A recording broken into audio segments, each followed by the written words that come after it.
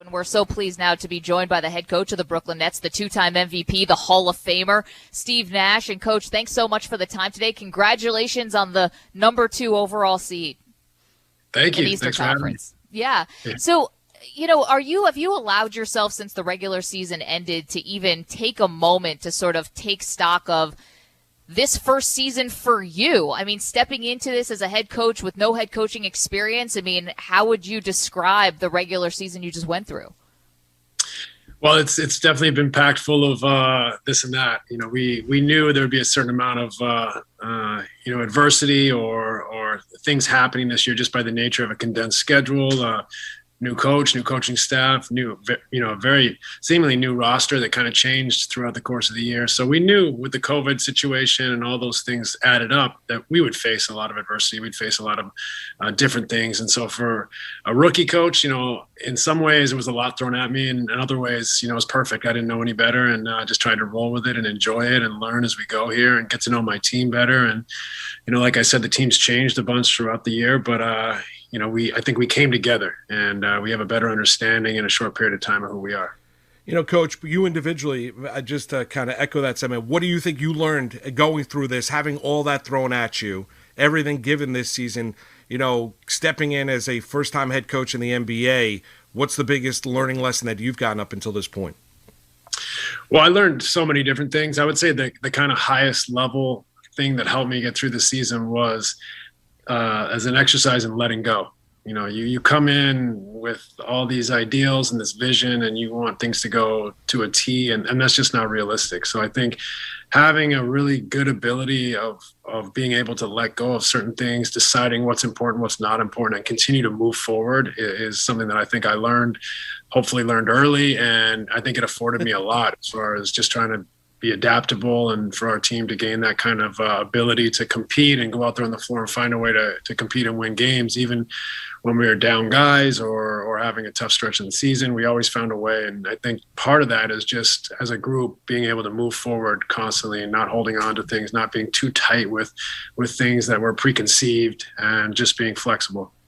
Was that more, for you, did you find that your 3 superstars also had to go through that, sort of kind of just taking it as it comes? Did you find that was difficult for them also? Because I imagine, you achieve that level of basketball stardom, you like to feel like you have a little control over things, and you just really didn't have a lot of control this year. I think it was really hard for them. They're super competitive. They have high expectations, and when things are so uncertain and shifting constantly, I think it can feel a little bit out of your control. And I think, when you're a star player, you like to prepare, you like to know that you're ready. And when things are shifting so often, I think that can be difficult. So I really admire how they hung in there, how they handled it. A couple of them, James and Kevin had big layoffs due to injury, and so a lot of things were thrown at them this year. I think them being able to stay calm as much as possible, to not let it get to them too much, to be patient was really an exercise for them that they had to endure, and for the whole team, frankly. But it is something that is much more difficult for them in theory, because they're in the fire. As a coach, you kind of have this ability to step back, take a look at the bigger picture. As a player, that can be very difficult. I remember as a player how focused you are, how every day depends on performing at your best, and you can get lost in that. And so when that's taken from you, and it's not day to day, it's you're dependent on different things like COVID protocols or injuries or whatever it may be, a condensed schedule that led to that, that can be very difficult for a player. So I'm proud of our guys the way they handled it this year. Coach, everyone's has an opinion about, the big 3 coming together in the postseason, and it begins Saturday night, right? Winning an NBA championship, chemistry-wise, everyone being do you have any concerns about Harden, Kyrie, Kevin, all on the court at the same time, given the lack of games that they played together during the regular season? Yeah, I think, just first-year contenders struggle in general. So our group, perhaps our starting or closing lineup, depending who's in it, Jeff Green's gotten a chance to play some games with Kevin, Kai, and James and Joe, but Blake and Nick Claxton really haven't. So, you're going into the playoffs with potentially 1 or 2 of your best lineups never really playing together. And so that is a big gap for us to overcome. And that's fine. We accept that. We're excited by the challenge. We're going to have to, get to know each other on the fly and develop deep roots quickly. And I think that for us, it's not about like, looking ahead and seeing doom. It's about saying, what a great opportunity to do something unique, to do something that is very difficult, to do something that no one's done before. And why not us? Why can't we kind of change that kind of history of teams struggling in their first year contending? And so it's a great challenge for us. I think everyone's really excited. I think there's also a newness to this group that makes it really exciting as well. And what we'll lack as far as playing on, many of our competitors are running this back for year 3, 4, 5 deep into the playoffs. We'll have to rely on, the excitement that our team can form and forge in our training camp here this week and get ready to go on Saturday night. I like that training camp this week heading into the postseason. Probably feels like that when you have the 3 guys back together and, knock on wood, healthy. Coach, and we're talking with Steve Nash. From the outside, people wonder a little bit about some of your stars and their mentality. Like when Kyrie Irving says, there's things out there that are bigger than basketball. It's a great perspective to have. We're just not used to stars saying that as you're about to embark on a championship run or what you hope is a championship run. We've heard Kevin Durant say before, championships aren't the thing. He just wants to be playing basketball at the highest level. When fans hear that, I think they kind of scratch their head. When you hear that as the coach, is that something you feel like you need to talk through with these guys, or do you have an understanding about that on a different level that maybe we don't get? Well, when those guys come in the building every day, they are as focused and work as hard as anybody in the business. So whatever their perspectives are theirs and are warranted. And frankly, much of the time it's healthy. There is a lot more to life than winning championships. Now, that doesn't mean that Kevin Durant doesn't work as hard and tirelessly and prepare as much as anybody else in the game. Kyrie having thoughts about the world and the inequalities throughout it, I think is really important and admirable. When he comes in, he does his work every day. So, I think that there's a balance to be struck there in life. I think there's also room for a balance in a quest to win a championship. And we're talking about 2 guys who have won. So it's not as though they come in every day and are like, I don't feel like it today. I'd rather read the newspaper. I'd rather search for something higher. When they come in, they are going to work. They're preparing themselves to play, and they do it at a pace and an intensity that warrants their greatness. So I don't think about that. I don't really worry about that. For me, my job is to put them in a position to succeed and be their best and to find connectivity. And so that's what we do every day. Coach, of the big 3, now working with them day in, day out during the season, I know you have the previous relationship with Kevin with Golden State, but what's the biggest thing you've learned about Harden, Kyrie, and Durant this year? Well, they all, amaze me in different ways.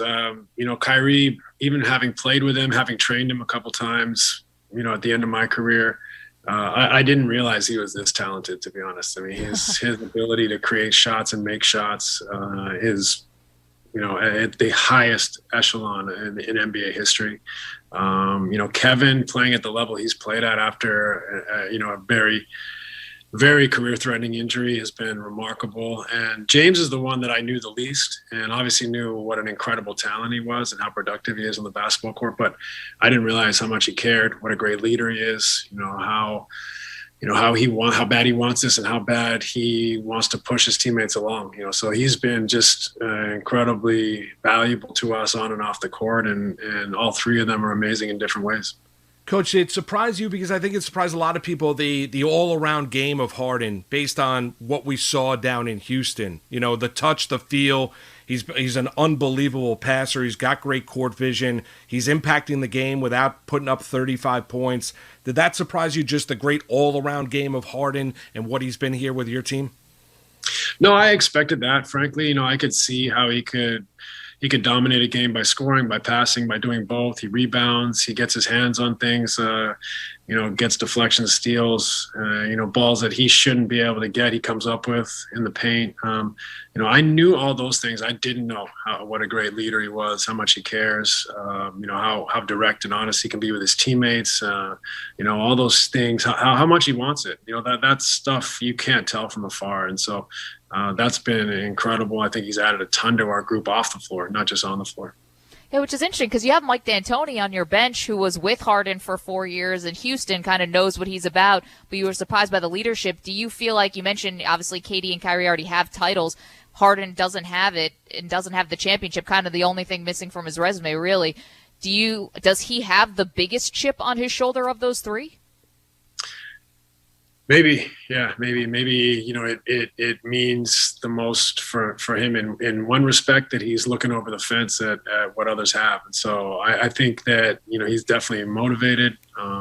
It's a interesting time for him because he comes to this team that plans to contend, that, is brand new, and he's just coming off a 5-week layoff. So there are some mild handbrakes on here that we need to weather through for the first stretch here, but he looks great. He feels great. He's been an incredible leader, and these guys will do whatever it takes, I think, to come together in a short period of time. Coach, when you work your rotations, I know every game can be a little bit different, but is it going to be a goal for you and your staff to try and maintain that at least one of those guys is on the court at all times? Yeah, I think for sure. We want one on the court at all times, maybe two. It depends. You have to give up something. So there's a lot of kind of parameters that go into that decision, and we have to figure out what we want out of our rotations, what we're willing to give up, and prioritize that, and then come up with our rotations. And then that's only a template. As the game goes, you adapt and adjust as well. So we plan through all that stuff. We try to figure out our options. We have a leader in the clubhouse, but we also have, the runner-up or second runner-up. We're able to adapt. So, fortunately for us, we have 3 stars that, can carry a load on their own, but at the same time, we may have the luxury for the most part to have 2 on the floor.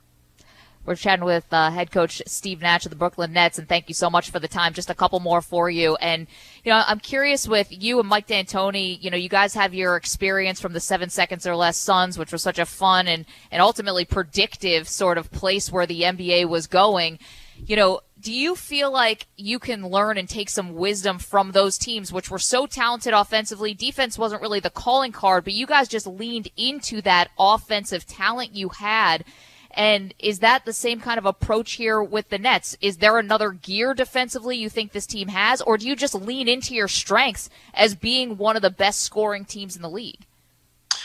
Well, I think we have to do both. I think we have to try to win all these little margins. We've already addressed kind of our gap or our deficiency, which is the newness and the kind of historical fact that many teams that are contending for the first year together struggle. So, when you look at that, we can't control that, but we can control some of these other areas. So can we take our defense up a notch?